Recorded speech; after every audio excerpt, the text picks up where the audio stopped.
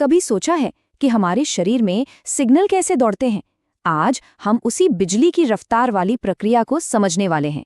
यही वो चीज़ है जिसके दम पर हम सोचते हैं, महसूस करते हैं या कुछ भी करते हैं। तो सवाल ये है, जब उंगली पर कुछ छुपता है तो वो एहसास दिमाग तक इतनी तेजी से कैसे पहुंच जाता है? आज हम इसी रहस्य से पर्दा उठाएंगे। ये विज्ञान बड़ा मजेदार है, चलिए इसे मिलकर समझते हैं। तो चलिए शुरू करते हैं। हमारे सफर का पहला पड़ाव है एक आराम करता हुआ न्यूरॉन। अब इसे ना एक छोटी सी चार्ज की हुई बैटरी समझिए, जो बस एक सिग्नल मिलने का इंतजार कर रही है। तो सबसे पहले एक शब्द को समझते हैं, रेस्टिंग पोटेंशियल। इसका सीधा सा मतलब है वो स्टोर्ड एनर्जी जो एक शांत न्यूरॉन में होती है। मतलब जब वो कोई सिग्नल नहीं भेज रहा होता तब भी वो एक्शन के लिए पूरी तरह तैयार रहता है। उसके अंदर और बाहर के चार्ज में एक फर्क होता है, बिल्कुल एक चार्ज बैटरी की तरह। और वो चार्ज कितना होता है? ठीक -70 मिलीवोल्ट। बस ये नंबर याद रखिए, क्योंकि यहीं से सारा खेल शुरू होने वाला है। तो ये चार्ज में फर्क आता कहाँ से है? देखिए, न्यूरॉन के अंदर का माहौल नेगेटिव है और वहाँ पोटेशियम आयन भरे पड़े हैं। दूसरी तरफ बाहर का माहौल पॉजिटिव है और वहाँ सोडियम आयनों का राज है। यही अंदर बाहर का फर्क बैटरी को चार्ज रखता है। तो सवाल ये है कि इस बैलेंस को, या कहें कि इस इम्बैलेंस को बनाए कौन रखता है? यही एंट्री होती है हमारे हीरो की, सोडियम पोटेशियम पंप। ये एक गेटकीपर की तरह है जो लगातार एनर्जी खर्च करके 3 सोडियम आयनों को बाहर फेंकता है और 2 पोटेशियम आयनों को अंदर खींचता है। इसी वजह से हमारी बैटरी हमेशा एक्शन के लिए रेडी रहती है। अच्छा, तो तैयारी तो हो गई। अब देखते हैं असली एक्शन। क्या होता है जब न्यूरॉन को कोई सिग्नल मिलता है और वो फायर करने का फैसला करता है?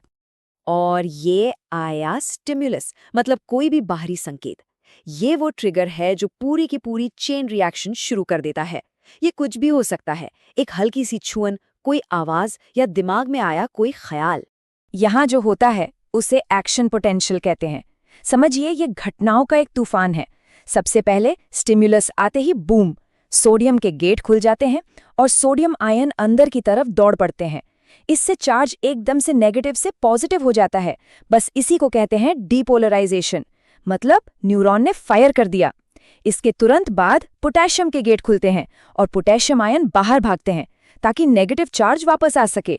और आखिर में हमारा पंप वो सब कुछ वापस पहले जैसा कर देता है। ये बिजली की एक लहर है जो न्यूरॉन में दौड़ जाती है। और मजे की बात यह है कि ये ऑल और नन के सिद्धांत पर काम करता है।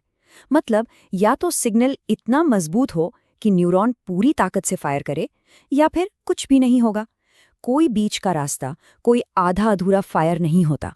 तो हमारी बिजली की लहर न्यूरॉन के एक छोर से दूसरे छोर तक पहुंच तो गई है, लेकिन अब उसके सामने एक बहुत बड़ी चुनौती है। समस्या ये है कि सिग्नल लाइन के आखिरी में पहुंच चुका है, पर वो अगले न्यूरॉन तक छलांग कैसे लगाएगा? क्योंकि बिजली हवा में तो कूद नहीं सकती है ना। और इसी खाली जगह को कहते हैं साइनैप्स।